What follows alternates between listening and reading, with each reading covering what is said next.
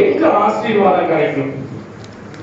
முதல்ல வந்து ஆசீர்வாதம், இரண்டாவது எங்க ஆசீர்வாதம் கிடைக்கும் அப்படிங்கிறது, மூணாவது வெற்றியின் ஜெபம், நாலாவது விசுவாசம். இதன்படிதான் இன்னைக்கு நம்ம விசாரிக்க போறோம். ஆசீர்வாதம் யாருக்கு ஆசீர்வாதம் சொல்லி பார்த்தீங்க அப்படின்னா, ஆதியாகமம் 12:12 வந்து என்ன சொல்லிருக்கு அப்படின்னா, கர்த்தர் ஆபிரகாமை நோக்கி, நீ உன் தேசத்தையும் இனத்தையும் உன் தகப்பனுடைய வீட்டையும் விட்டு புறப்பட்டு நான் உனக்கு காண்பிக்கும் தேசத்துக்கு போ அப்படின்னு சொல்லி சொல்றாரு. அப்பதான் நான் வந்து உனக்கு ஒரு ஆசீர்வாதத்தை வந்து உனக்கு கொடுப்பேன் அப்படிங்கிறாரு. அதேபடி ஆபிரகாம் என்ன பண்றாரு அப்படின்னு சொல்லி பாத்தீங்கன்னா, அவருடைய தேசத்தையும் தான் இனத்தையும் விட்டுட்டு, தான் பெற்றவங்களை விட்டுட்டாரு, எல்லாத்தையும் விட்டுட்டு அவர் தேவன் எங்க காண்பிக்கிறார், தேவன் கொடுக்கிற அந்த இடத்துக்கு போனோம். அப்பதான் என் ஆசீர்வாதம் பலிக்கும். தேவன் அவருக்கு என்ன ஆசீர்வாதம் கொடுத்தார், ஆபிரகாமுக்கு என்ன ஆசீர்வாதம் கொடுத்தார் சொல்லி பாத்தீங்கன்னா, பூமியை துடை போல ஒரு சந்ததிகளை பெருக பண்ணுவேன் அப்படின்னு வந்து தேவன் அவருக்கு ஒரு ஆசீர்வாதத்தை கொடுத்தார்.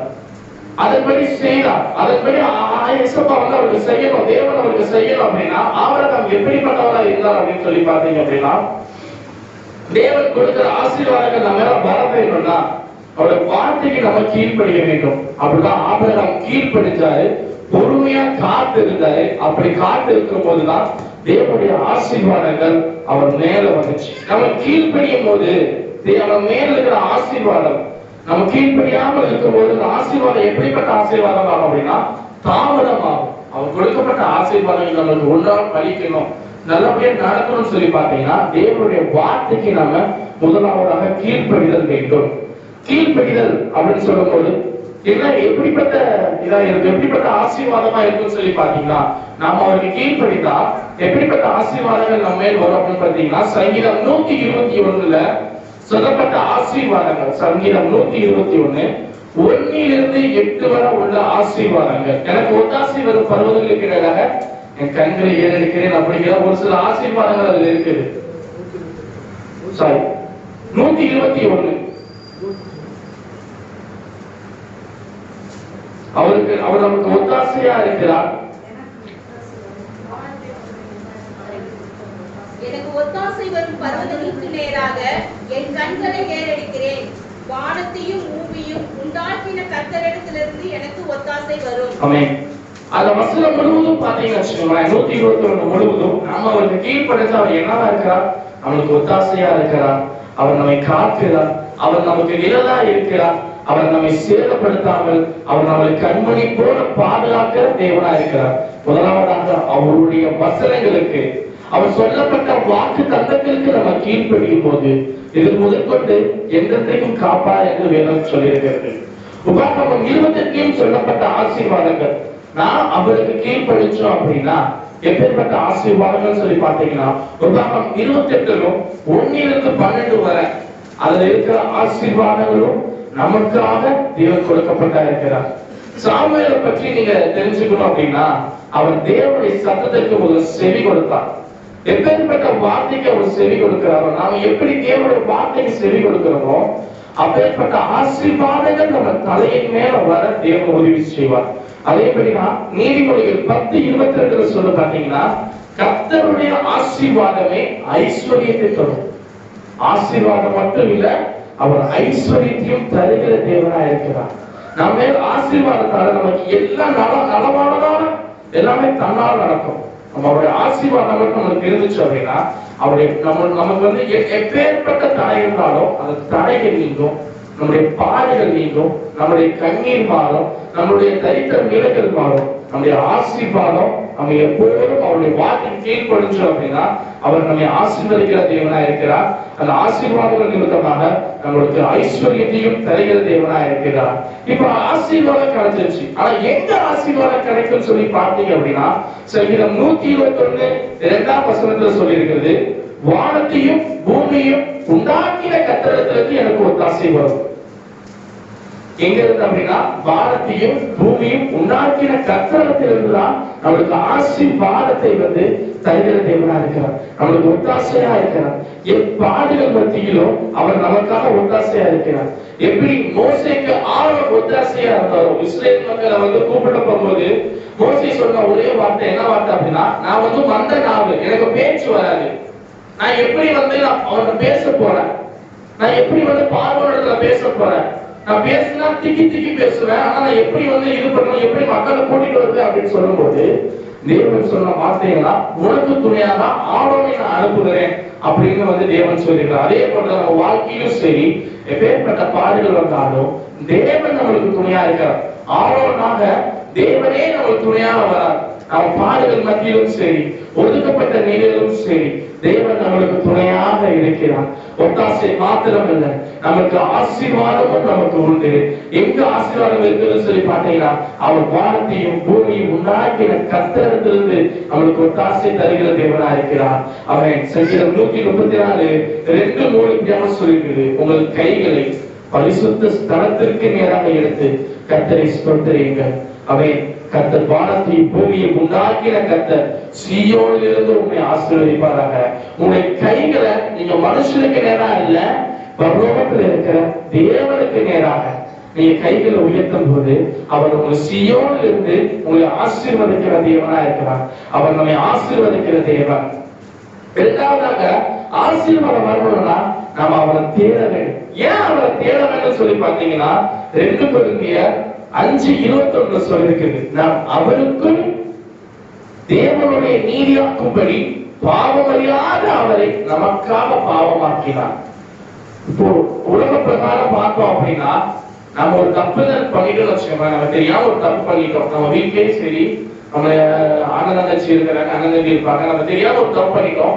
நமக்கு பதிலா வேற ஒருத்தரை வந்து நான் தான் தப்பு பண்ணேன், அவன் தப்பு பண்ணல, அவன் தெரியாம பண்ணிருப்பாங்க, ஆனா நான் தான் அதுக்கு காரணமா என்னன்னு சொல்லிட்டு நம்ம பாவங்களுக்காக அவன் பழி ஏற்றுக்கிறான். அதே போலதான் தேவன் நம்மளுடைய பாவத்தின் நிமித்தமாக, நம்ம செஞ்ச குற்றத்தின் நிமித்தமாக அவரே நமக்காக பாவமாக்கினார். நம் பாடுகளை சுமந்தார், நமக்காக சிலுவையை சுமந்தார். எல்லாம் மனமாகி பரிசுத்தரிடத்தில் இடம்பெற வேண்டும் என்று, அவரிடத்துல நம்ம சேர வேண்டும், நாம் அவர் பிள்ளைகளாக வாழ வேண்டும் என்பதற்காகத்தான் அவர் வந்து நம்மை வந்து என்ன சொல்றது, ஒரு விதமாக நாம் அவரை தேட வேண்டும். எதுக்காக தேட வேண்டும்? நம்ம அவருக்காக நமக்காக ஒரு பாவம் சுமந்தார். ஏன் நம்ம ஒரு பாவியா இருக்கிற நம்ம அவர் ஏன் அவரை தேடி வரும் அப்படின்னு பாத்தீங்கன்னா, காணாம போன ஒரு ஆட்டுக்கு உலகாது, ஒரு ஆடுன்னு சொல்லி பார்க்க 99 ஆடு இருக்கு. ஒரு மேய்ச்சிக்கு போயிருக்கானா, ஒரு ஆடு எனக்கு முக்கியம், ஒவ்வொரு ஆத்மாவும் எனக்கு முக்கியமான ஒண்ணுங்க அப்படின்னு சொல்லிதான் தேவன் நம்மளை அவர் தெரிந்தெடுத்திருக்கிறார். அழைக்கப்பட்டவர்கள் அநேகர், ஆனால் தேவன் ஒரு சிலரை கொண்டு தேவன் தன் காரியங்களை செய்கிறவராக இருக்கிறார். உங்களோட என்ன விஷயம் சொல்லி பாத்தீங்கன்னா, வெற்றியின் ஜெபம். நம்ம ஜெபம் எப்படிப்பட்ட ஜெபமா இருக்கு அப்படின்னு சொல்லி பாத்தீங்கன்னா, இப்போ உதாரணத்துக்கு சொல்ல போனோம் அப்படின்னா, நம்ம ஒரு எக்ஸாம் எழுத போறோம், அது ஒரு வேலை செய்ய போறோம் அப்படின்னா, நாம முதல்ல தேவனிடத்துல கேட்கிறோம், செய்ய கத்தரால் வரும். குதிரை எத்தனை நாளுக்கு ஆயத்தமாகிறது, ஆயத்தமாக்கப்படும், செய்யமோ கத்தரால் வரும். ஆனா இங்க எல்லாருமே என்ன பண்றாங்க அப்படின்னா, நம்ம வேலை செய்யாம இருந்தா மட்டும் போதும், படிக்காம டைரக்டா எக்ஸாம் மட்டும் எழுதினா போதும், பாஸ் பண்ணிடலாம் நினைக்கிறாங்க. அப்படி இல்ல, முதலாவதாக தேவன் நம்மளுக்கு உதவி செய்வார். எப்படி நம்ம வெற்றிக்கு அவர் யாரிடம் இருக்கிறது என்று பார்த்தால், வெற்றி ஆசீர்வாதம் வேண்டும் என்ற என்ன செய்ய வேண்டும் சொல்லி பார்த்தீங்கன்னா, முதலாவதாக அவருடைய ராஜ்யத்தை தேட வேண்டும். நம்மளுக்கு வெற்றி வேணும், வாழ்க்கையில ஒரு நல்ல நிலைமையில நான் வேணும் அப்படின்னு சொல்லி பார்த்தீங்கன்னா, முதலாவதாக நம்ம என்ன பண்ணணும் அப்படின்னா, மத்தேயு 6:33 சொல்லியிருக்கிற வசனப்படி முதலாவது அவருடைய ராஜ்யத்தை தேடணும். அப்பதான் நீதியை தேடுங்கள், அப்பொழுது இவைகளெல்லாம் உங்களுக்கு கூட கொடுக்கப்படும். ஆவிக்குரிய வாழ்க்கையில எப்பவுமே முதலாவது நம்ம என்ன செய்ய வேண்டும் அப்படின்னா ஜெபம். எப்படிப்பட்ட ஜெபமா இருக்கும் அப்படின்னு சொல்லி பார்த்தீங்க அப்படின்னா, என்னாகும் 22:21 என்னாகும் 22:21 வசனம் 41 வரை என்னன்னு சொல்லி பார்த்தீங்கன்னா, இங்க பீலையாம் அப்படிங்கிற ஒரு மனுஷனை குறிச்சு வேதம் சொல்லி இருக்கிறது. என்னாகும் 22:21 இருந்து 41 வரை நீங்க பார்த்தீங்க அப்படின்னா, பீலையாம் என்ற மனுஷனை குறித்து சொல்லப்பட்டிருக்கு. அவங்க ஒரு ஆவிக்குரிய மனுஷன், நல்ல பிரேயர் பண்ற ஒரு ஆளு, தீர்க்க தரிசனம் சொல்ற ஒரு ஆளு. இஸ்ரேல் மக்களை அழிக்கும்படியாக அவனை வர வைக்கிறாங்க. நீ அவனை நீ சொன்னா பழிக்குமாமே, நீ என்ன வாய் வார்த்தை விட்டாலுமே அதை பழிச்சிடும். அதனால நீ என்ன செய்ய, இஸ்ரேல் மக்கள் வராங்க, அவங்கள நீ பழிச்சு சொல்லு, அவங்க எல்லாமே சிதறி போடிடுவாங்க அப்படின்னு சொல்லி ஒரு மந்திரவாதி நிமித்தமாக, ஒரு அரசு நிமித்தமாக அவனை கொண்டு வராங்க. அப்ப ஒரு நாள் நம்ம என்ன பண்றான் அப்படின்னு சொல்லி பாத்தீங்க அப்படின்னா, தேவனிடத்துல கேட்கிறான், தேவனே இந்த மாதிரி எனக்கு இஸ்ரேல் மக்களை பழிக்கு சொல்லும்படியாக ஒரு கூட்டம் என்னை கூப்பிடுது, நான் என்ன பண்ண வேண்டும் முதலாவது தேவனிடத்துல கேட்கிறான். அப்ப தேவன் என்ன சொல்றாரு அப்படின்னா, ஓ அப்படின்னு சொல்லிடுறாரு. அடுத்த நாள் என்ன பண்றான், அவன் பிரேயர் பண்ணல. பிரேயர் பண்றதுக்கு முன்னாடியே முதலாவது தேவ ராஜ்யத்தை தேடாமையே தான் கழுதையின் மேல ஏறி இஸ்ரவேலை இது பண்றதுக்காண்டி போறான். அப்படி போகும்போது என்ன ஆகுதுன்னு சொல்லி பாத்தீங்கன்னா, அவருடைய கழுதை 2 முறை இடமாறுது. அவன் கழுதையை அடிக்கிறான். ஏன் ஒழுங்கா நேர் ரோட்ல போக மாட்டேங்கிற, ஏன் வளைஞ்சு போற, ஏன் ஒரு பக்கமா நிக்கிற அப்படின்னு சொல்லி அடிக்கிறான். அப்போ கழுதையின் வாய் திறக்கப்படுது. அப்போ என்ன ஒண்ணு அப்படின்னா, அவன் எப்பவுமே தேவர்கள் கேட்பான், நாங்க முதலாவது தேவ ராஜ்யத்துக்கு தேடணும். ஆனா அன்னைக்கு தேடாம உடனே அந்த வேலையை செய்யறதுக்காக போனா கழுதையின் வாய் திறக்கப்பட்டது. கழுதை பேச ஆரம்பிச்சிச்சு. என்னன்னு சொல்லி பாத்தீங்கன்னா, நம்ம என்ன வேலை செய்யணும்ங்கிறது முக்கியம் இல்லை. நம்ம என்ன வேலை செஞ்சாலும் சரி, முதலாவது தேவனுடைய ராஜ்யத்தை நம்ம தேடணும். அதை தேடுவது நிமித்தமாக கடவுள் யார் கழுதையின் மூலியமாக பீலையாமுக்கு உழைச்சது போல நம்மளை கொண்டு யாரையாவது மூலியமாக தேவன் நம்மளை உபதேசிப்பார். புறச்சாதியின் மக்களை கொண்டு நம்மளை பதித்து பேச வைக்க சொல்வார். நீ சர்ச்சைக்கு போறவே, ஏன் சர்ச்சைக்கு போல, இன்னைக்கு ஞாயிற்றுக்கிழமையாச்சு, ஏன் நீ சர்ச்சைக்கு போல அப்படின்னு வேறாள் மூலியமாக அவருடைய வார்த்தை வெளிப்படும். மூலமாக 2வது வசனம் என்ன சொல்லுது, சங்கீதம் 34:15 என்ன சொல்றது அப்படின்னா, கர்த்தருடைய கண்கள் நீதிமான் மேல் நோக்கமா இருக்கு, அவருடைய செவிகள் அவருடைய கூப்பிடுதலுக்கு திறந்திருக்கிறது. யாருடைய கூப்பிடுதலுக்கு திறந்திருக்குன்னு சொல்லி பார்த்தீங்கன்னா, நீதிமான்களுடைய கூப்பிடுதலுக்கு தான் தேவன் செவியா இருப்பான். மாயமான மேல் இல்ல, மாயமான மற்றவர்கள் மேல் இல்ல, நீதிமான்கள் மேல் கர்த்தருக்கு உண்மையா செவி கொடுத்து அவருடைய கீழ்ப்பற்றின்படி நல்லபடியாக செபத்தை பண்ணிருக்குதான் தேவன் என்ன சொல்லியிருக்கிறார், அவர் கூப்பிடுதலுக்கு திறந்திருக்கிறது அப்படின்னு சொல்லியிருக்கிறார். இது ஜெபம் பண்ணியாச்சு. ஜெபத்தின் மூலம் வெற்றி பெற்றவர்களை ஒரு சிலரை பார்க்கலாமா? ஜெபத்தின் மூலம் வெற்றி பெற்ற ஒரு சில பேர்கள். வெற்றியின் ஜெபம். ஜெபம் எப்படிப்பட்ட ஜெபமா இருக்கணும் அப்படின்னா, நம்முடைய ஜெபத்தின் நிமித்தமா முதலாவதாக தேவனுடைய ராஜ்யத்தை நம்ம தேடணும். 2வதாக தேவ ராஜ்யத்தை தேடியாச்சு. இப்போ இதுல வந்து ஜபம் மட்டும் பண்ணா போதுமா அப்படி மட்டும் இல்லாம ஜபத்தினால என்ன நடக்க போகுது அப்படின்னு நம்ம நினைக்கும் போது ஜபத்து மூலியமா இரண்டு வெற்றியாளர்கள் இருக்கிறாங்க. ஜபத்தின் மூலமா வெற்றி பெற்றவங்க ஒரு சிலர் இருக்கிறாங்க. இது யாருன்னு சொல்லி பாத்தீங்கன்னா 1 சாமுவேல் 2:1 சொல்லுது. அப்பொழுது அன்னாள் ஜெபம் பண்ணி மன கசத்து அல்லது ஒரு ஆண் பிள்ளையை பெற்றாள். அந்த பிள்ளையை பெறதுக்கு முன்னாடி என்ன நடந்துச்சு அப்படின்னா, அண்ணாவுக்கு வந்து அவரோட ஹஸ்பண்டுக்கு வந்து 2 வைஃபா இருந்தாங்க. அப்ப என்ன ஆச்சுன்னு சொல்லி பாத்தீங்க அப்படின்னா, ஒரு கட்டத்துல பிள்ளையை பெறாத இவன் ஒரு மலடின்னு சொல்லிட்டு ஏகப்பட்ட பேரால தள்ளப்பட்டான். ரொம்ப காயப்படுத்தினாங்க. எவ்வளவுக்கு எவ்வளவு காயப்படுத்த முடியுமோ அவ்வளவுக்கு காயப்படுத்தினாங்க. மனம் கசந்தான். ஒரு இடத்துக்கு போக முடியல. எங்க போனாலும் என்னை வந்து ஒரு வேண்டாம் வெறுப்பா பார்க்க ஆரம்பிக்கிறாங்க.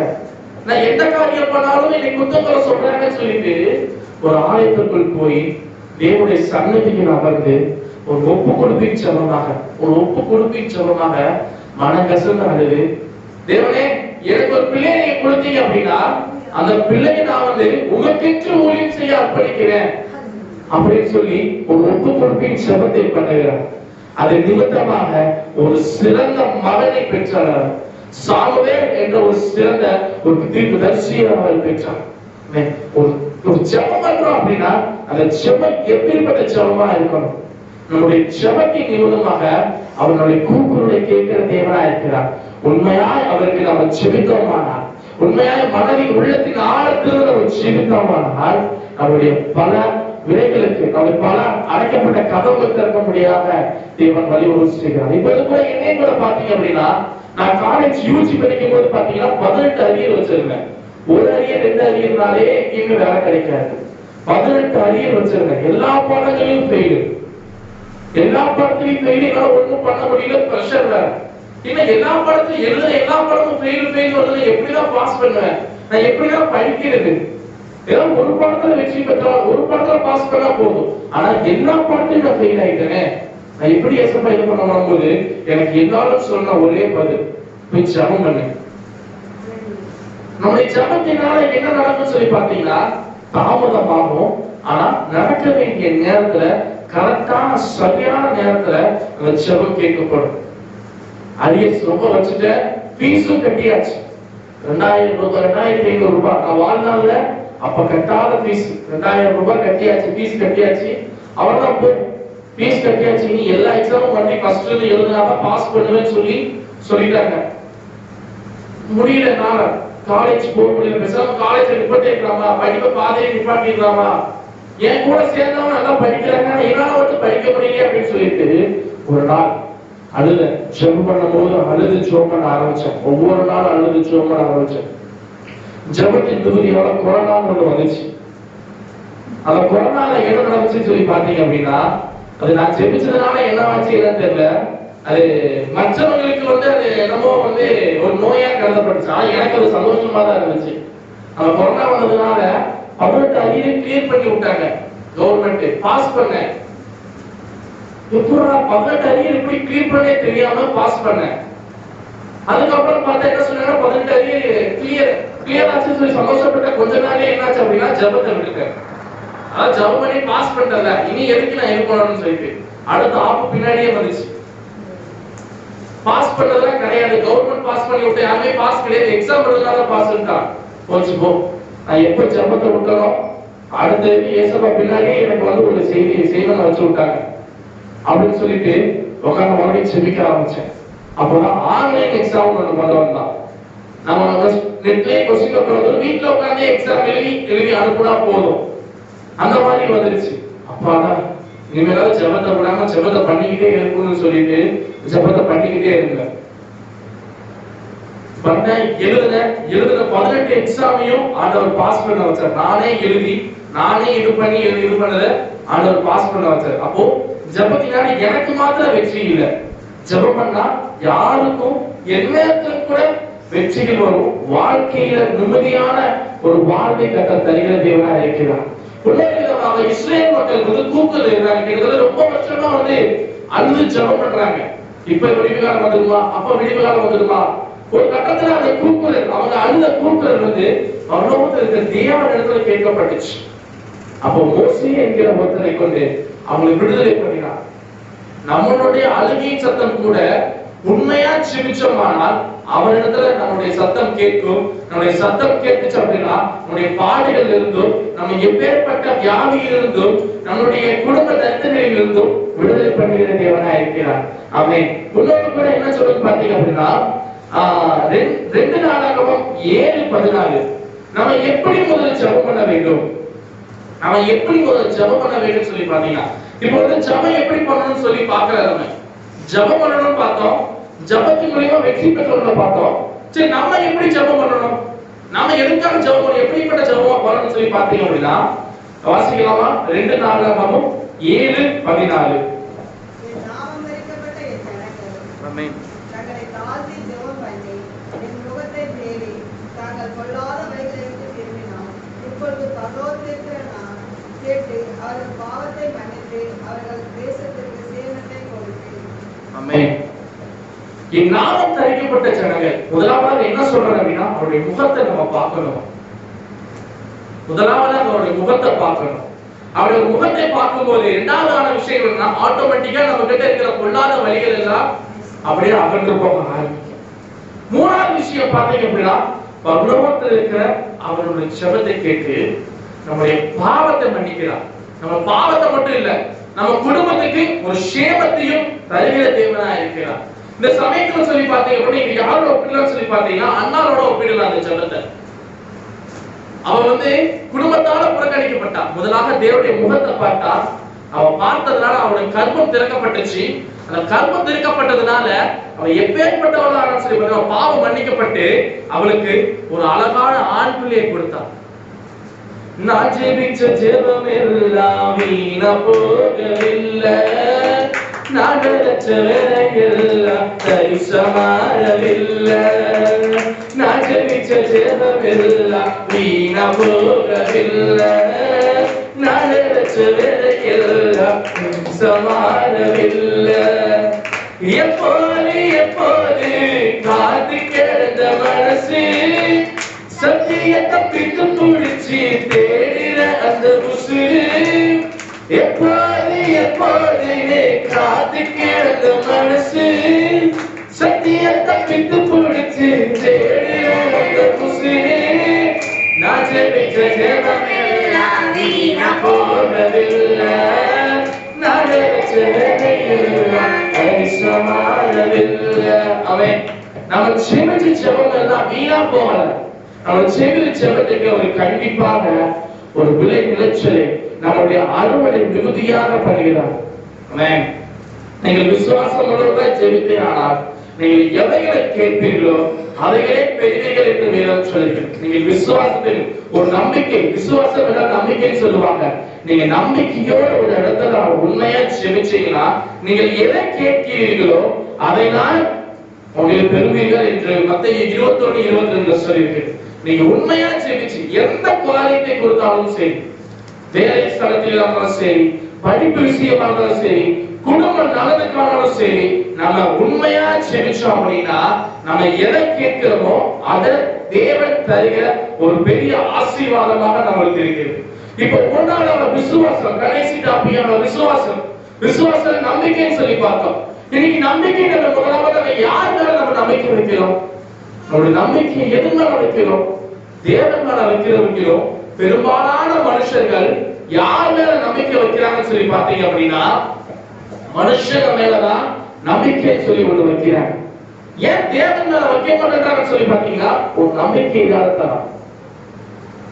தேவன் நம்பிக்கை வை சொல்றாங்க. கப்பல் ஆயிட்டு கப்பல்ல போயிட்டு இருக்காங்க, சூறாவளி காற்று வருது, யாரோ ஒருத்தர் தண்ணி மேல நடந்து வராங்கன்னு சொல்லி பார்க்கும்போது அந்த இடத்துல என்ன ஆகுதுன்னு சொல்லி பாத்தீங்க அப்படின்னா ஒரு யாரோ ஊர்வ தண்ணியில வருது, எசப்பா நீங்க மனசு வச்சு நானும் உங்களை மாதிரி நடந்து வரலாம்னு சொல்லி சொல்றான். சரி வா அப்படின்னு சொல்றாரு. அவன் என்ன நினைக்கிறான் அப்படின்னா ஆரம்பத்துல நம்பிக்கை வச்சான், ஜெபம் பண்ணும்போது நம்பிக்கை வச்சான். ஜெபம் பண்ணி முடிச்சதுக்கு அப்புறம் தான் எனக்கு நானா தலையில் நடக்கிறேன் அப்படிங்கிற ஒரு சந்தேகம் ஆகி உள்ளவனுக்குள்ள வந்துச்சு. சந்தேகப்பட்டான், கடலுக்குள்ள போனான். கடல்ல போனவன் இயேசுவை கை பிடிச்சு தூக்கி அற்ப விசுவாசியே ஏன் சந்தேகப்படுற? நான் தான் நம்பிக்கையா இரு, உன் நம்பிக்கை வீண் போகாதுன்னு சொல்லியிருக்கல. அப்ப ஏன் நீ வந்து நம்பிக்கை இல்லாம சந்தேகப்படுற அப்படின்னு தேவன் சொல்றான். மனிதன் மீது நம்பிக்கை வைக்கிறத பார்க்கிலும் தேவன் மீது நம்பிக்கை வச்சோம் அப்படின்னா நம்மளுக்கு நலமான காரியங்களை அவர் செய்கிறார். யோனா பாத்தீங்க அப்படின்னா தேவன் அவருக்கு வாக்குறுதி தேசத்துக்கு போக சொல்லி சொன்னாரு. ஆனா வாக்குறுதி தேசத்துக்கு போகல. ஏன் போகல? அவன் மனுஷன் இடத்துல ஒரு ஆலோசனை கேட்டான். மனுஷன் என்ன சொல்லுவான்? ஆபத்தான ஊர், அந்த ஊர்ல போகாத, அந்த ஊருக்கு போன அப்படின்னா உன்னை முடிச்சுவாங்க, அவ்வளவுதான் அப்படின்னு சொல்லிட்டு அவனை அற்பமா என்ன சொன்னாங்க, அவனை பயமுறுத்த செஞ்சாங்க. பயமுறுத்தல விதமா அவன் என்ன பண்ண அப்படின்னா மீன் வயிற்றுல 3 நாள் அப்படியே கடந்தான். அப்பதான் தப்ப உணர்ந்தான். நான் முதலாவதாக தேவனுடைய வார்த்தையை கேட்டு அந்த இடத்துக்கு போயிருந்தேன் அப்படின்னா இவ்வளவு அவஸ்தை என்னோட வாழ்க்கையில இல்ல. ஏன் வாழ்க்கையில இப்படி அவஸ்தை? மீனோட வயிற்றுக்குள்ள முள்ளு குத்துது, நான் திரும்ப முடியல, ரொம்ப கஷ்டப்படுறேன் அப்படின்னு சொல்லிட்டு அழுதான், புரட்டான், எதுவுமே அவனுக்கு இதாகல. தேவனுடைய வார்த்தைக்கு அதுக்கப்புறம் நான் உண்மையா செவி கொடுப்பேன் என்று வாக்குறுதி கொடுத்தான். மீனோட வாயிலிருந்து வெளியில வந்தான், ஊருக்கு போனான். அந்த ஊர்ல அவன் சொன்ன வார்த்தையை கேட்டு பல கோடி மக்கள் சரி எல்லாரும் மனம் திரும்பி தேவனுடைய ராஜ்யத்தை தேடுறாங்க. ரெண்டாவது பாத்தீங்க அப்படின்னா தாவீதை பாத்தீங்கன்னா, தாவீது கோலியாத், இந்த 2 பேரும் சொல்லி பாத்தீங்கன்னா கோலியாத்ங்கறவன் என்னைய மாதிரி திலகாத்து ஹைட், தாவீது சந்தோஷம் மாதிரி சின்ன பையன். 2 பேருக்கும் டிஃபரன்ஸ் நிறைய இருக்கு, வேற்றுமை நிறைய இருக்கு. காத்தடிச்சா உழுகிற மாதிரி ஆகணும், நான் அன்னைக்கு திலகாத்து இருவட்ட மழை வச்சாலும் ஒண்ணுமே ஆகாத மாதிரி நானும் இருக்கிறேன். 2 பேர்ல யார் ஜெயிப்பான்னு பாத்தீங்க அப்படின்னா நான் தான் ஜெயிக்கணும். ஆனா நான் என்ன பண்ணேன், என் பலத்து மேல நான் நம்பிக்கை வச்சேன். இவ்வளவு பயங்கரமா இருக்கேன், நான் தான் ஜெயிப்பேன் அப்படிங்கிற என் பலத்து மேல நம்பிக்கை வச்சேன். ஆனா அவனும் தாவீதோ தேவன் மேல நம்பிக்கை வச்சு வந்தான். கோலியாத் வந்து சொல்றான், சாமுவேல் இவன் 1 சாமுவேல் 17ஆம் வசனம் வாசிங்க அப்படின்னா, 17ஆம் வசனம் அதிகாரத்துல 45ஆம் வசனம் வாசிங்க அப்படின்னா, தாவீது வந்து தேவன் மேல நம்பிக்கை வச்சு நான் உன்கிட்ட வரேன், நீயோ கேடகத்தை வாய்த்த வச்சு நம்பிக்கையா இருக்கிற, ஆனா நான் உன்னை வெல்லுவேன் அப்படின்னு தாவீது சொல்றான். எந்த தைரியத்துல பேசுறான் அப்படின்னா, தேவன் அவன் பட்சத்தில் இருப்பதால அவனுக்கு ஒரு தீங்கு வராது அப்படிங்கிற ஒரு நம்பிக்கை நிமித்தமாக தேவன் அவன் கூட இருக்கார் அப்படிங்கிறதுனால கோலியாத்த ஒரே ஒரு கல்லால அடித்து கீழே சாச்சான். ஒரே ஒரு கல்லால. அப்போ நம்மளுடைய சபத்திற்கு பதில் இருக்குது. ஆனா நம்ம என்ன பண்றோம், நம்பிக்கை இல்லாம இருக்கிறதுனாலதான் நம்மளுடைய நம்பிக்கை வந்து கோலியாத்தை போல விழுந்துடும். தாவீதை போல நம்பிக்கை இருந்துச்சு அப்படின்னா எப்பேற்பட்ட பாடுகள் வந்தாலும் நம்ம என்ன சொல்றது, ஜெயிக்கிற மனுஷனாக நம்ம வாழலாம். எரேமியா 14:5 சொல்லுது. எரேமியா 17:5 வசனம், அது ஒரு வசனம் மட்டும் வாசித்து செய்யலாம். எரேமியா 17:5.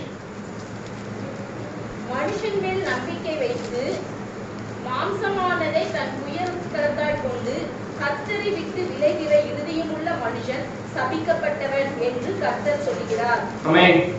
மனுஷன் மேல நீங்க நம்பிக்கை வைக்கிறீங்க அப்படின்னா அது எப்பேற்பட்டது அப்படின்னா ஒரு பாவத்துக்குரிய செயலாம். எப்பேற்பட்ட நீ வந்து மனுஷன் வந்து ஒரு நல்லவனாக சரி, புறஜாதிய மக்கள் மத்தியில தான் இன்னைக்கு அதிக பேர் நம்பிக்கை வைக்கிறாங்க.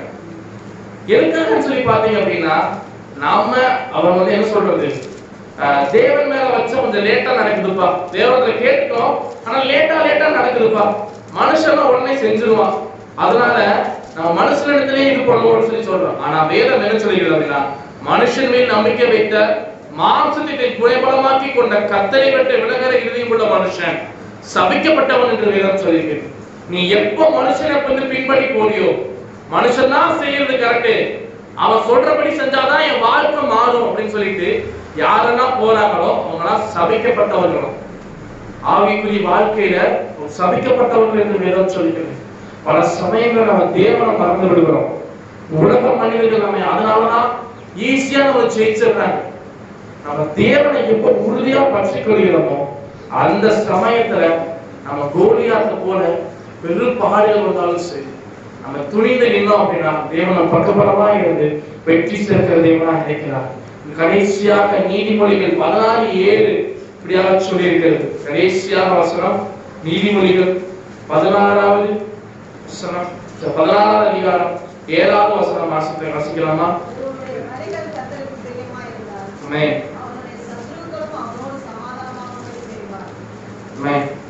ஒருவருடைய பலி கர்த்தருக்கு பிரியமா இருந்தால், நீங்க செய்கிற ஒரு வேலை கர்த்தருக்கு பிரியமா இருந்தால், உங்க கூட இவ்வளவு நாள் சண்டை போட்டிருப்பாங்கல்ல, உங்க கூட இவ்வளவு நாள் வந்து விரோதமா இருந்திருப்பாங்கல்ல, அவங்களோட கூட ஒரு ஃப்ரெண்ட்ஷிப்பா ஆக்க கர்த்தர் உதவி செய்வார். நீங்க மனுஷன் இடத்துல போயிட்டு நீங்க உங்களுடைய இதை சொன்னீங்க அப்படின்னா விரோதம் மேலும் மேலும் விரோதத்தை தான் கொடுக்கும். ஒரு தீங்கினை வந்து மேலும் மேலும் ஒரு கஷ்டத்தை தான் கொடுக்கும். ஆனா மனுஷனுடைய வழிகள், நீங்க கர்த்தருக்கு பிரியமா இருந்தீங்க அப்படின்னா, நீங்க எவ்வளவுக்கு எவ்வளவு ஏசப்பாக்கு உண்மையா இருக்கீங்களோ அவ்வளவுக்கு எவ்வளோ உங்களுடைய சத்துருக்கள், உங்களுடைய எனிமீஸ கூட, உங்க எதிரிகளை கூட உங்களுக்கு ஆதரவா பேசும்படியாக தேவன் வைப்பாராம். அப்போ நீங்க கர்த்தருக்கு பிரியமான பகலாக மாறணும், கர்த்தருக்கு பிரியமான வார்த்தைகளை சொல்லணும், பாசிட்டிவான விஷயங்களை பேசணும், விசுவாசமாக இருக்கணும், நன்றாக செபிக்கணும். செபத்தின் மூலம் எக்ஸிபிட்டர்ல பார்த்தோம், விசுவாசம் உள்ளவர்களாய் நீங்கள் செபத்தில் எவைகளை கேட்பீர்களோ அவைகளே பெறுவீர்கள் என்று வேதம் சொல்லியிருக்கிறபடியாக நீங்கள் விசுவாசத்தோடு இருங்க, வெற்றியின் செபத்தை பண்ணுங்க. மனுஷன் மேல நம்பிக்கை வைக்காம தேவன் மேல நம்பிக்கை வச்சால் கண்டிப்பா வெற்றி பெற்று தேவனுடைய ஆசீர்வாதத்தை நாம் பெறுவோம் என்று தேவனுடைய ஆசீர்வதிப்பாராக. இப்போது கூட வார்த்தையை கொடுத்து தேவன் ஆசீர்வாதத்தால் ஸ்தோத்திரம். ஆமென். நல்ல கைதட்டலாம் உற்சாகத்தோடு. கர்த்தர் நம்மோடு பேசி இருக்கிறார். இதுக்கு பிறகு உடைய ஆகாரம் சொன்னது போல என்னிலும் வல்லவர் எனக்கு பிறகு வரான்னு யோவான் ஸ்நானன் சொன்னது போல நல்ல ஒரு அழகான வார்த்தை. தூங்காம கேட்டீங்க, 40 வருஷத்துக்கு சில தூங்கிறீங்க. நான் வார்த்தை அபிஷேகம் இருந்த வார்த்தையாய் கடந்து வந்தபடினாலே நான் எல்லாருடைய கண்புடனால் படியிட்டு நாம் ஜெபிக்கலாமா? கர்த்தர் உங்களோடு பேசியிருக்கிறாரா? ஆசீர்வாதங்கள் யாருக்கு? வழி போக்கணுக்கு ஆசீர்வாதம். இஸ்ரவேல் பிள்ளைகளே, உங்களுக்கு தான் ஆசீர்வாதம். இஸ்ரவேலை ஆசீர்வதிப்பதுதான் கர்த்தருக்கு பிரியும். இஸ்ரவேலே, நீ கர்த்தரை நம்பு, அவரே உனக்கு துணை என்று சொல்லப்பட்டிருக்கிறது. அவரை நம்புகிற ஒருவரும் இதுவரைக்கும் வெட்கப்பட்டுக் கொள்ள சரித்திரம் சொல்லப்படல. ஆண்டவராக இயேசுக்கு சொல்றாரு, அவர் நம்பு, அவர் நம்பு. வெற்றியுள்ள ஒரு ஆசீர்வாதத்தை நாம் சுதந்திரத்துக் கொள்ளணும். வாழ்க்கையில் எவ்வளவு போராட்டங்கள் பாடுகள் வந்த போது எல்லாவற்றும் ஆண்டவரை முன்வைத்து ஓடணும். மனுஷனை முன்வைத்து ஓடுவோம்னு சொன்னா வாழ்க்கையில பயங்கரமான போராட்டம். ஒரு வழி கர்த்தருக்கு பிரியமா இருக்குதா? கர்த்தருக்கு பிரியமா இருக்க யோசிச்சு பாருங்க. உங்களோட வழியை சீர்தூக்கி பாருங்க. வேதனை உண்டாக்குறவள் இடத்தில் உண்டோ என்று பார்க்கும்படி கர்த்தர் சொல்லணும். எந்தெந்த காரியத்துல தேவனை நம்ம வேதனைப்படுத்திருக்கிறோம், ஆசீர்வதிக்கிற தெய்வத்தை மறந்துட்டு இங்க மனபோல போக்குல ஓடிக்கொண்டிருக்கிறோம் அல்லவா? கர்த்தர் பேச நல்ல வார்த்தைக்காக நம்ம எல்லாம் கர்த்தரை ஸ்தோத்திரம் பண்ணணும். ஸ்தோத்திரம் ஸ்தோத்திரம். இன்னும் அநேக ஆயிரம் லட்சம் கோடிக்கணக்கான மக்களுக்கு ஜான அபிஷேகம் கர்த்தர் கருவியாய் பயன்படுத்தும்படி கர்த்தரை ஸ்தோத்திரம் பண்ணணும். நம்ம எல்லாரையும் பயன்படுத்தணும். இந்த ஏஜிஎம் சபையில் இருக்கிற ஒருவரும் பிரசங்கம் பண்ணாம எல்லாரும் பிரசங்கம் பண்ணல. கர்த்தருடைய வார்த்தைகள் கர்த்தர் நம்ம பலப்படுத்தும்படி கர்த்தரை ஸ்தோத்திரம் பண்ணணும். பிதாவாகிய தேவனை ஸ்தோத்திரம் பண்ணணும். குமாரனாகிய தேவனை ஸ்தோத்திரம் பண்ணவும். பரிசுத்த தேவனை நாம் ஸ்தோத்திரம் பண்ணவும்.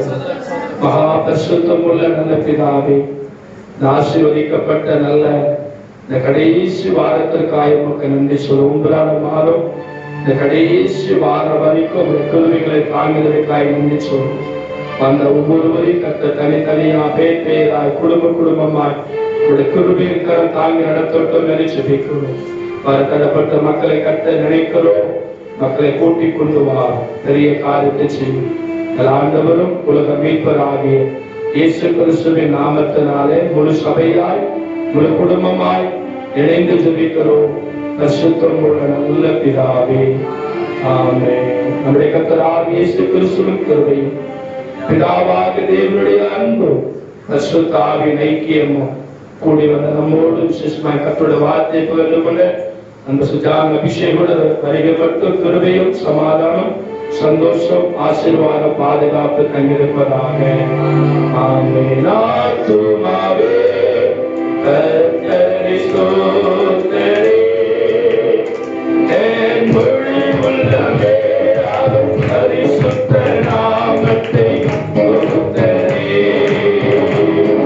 என் ஆத்துமாவே கர்த்தரை ஸ்தோத்திரி, என்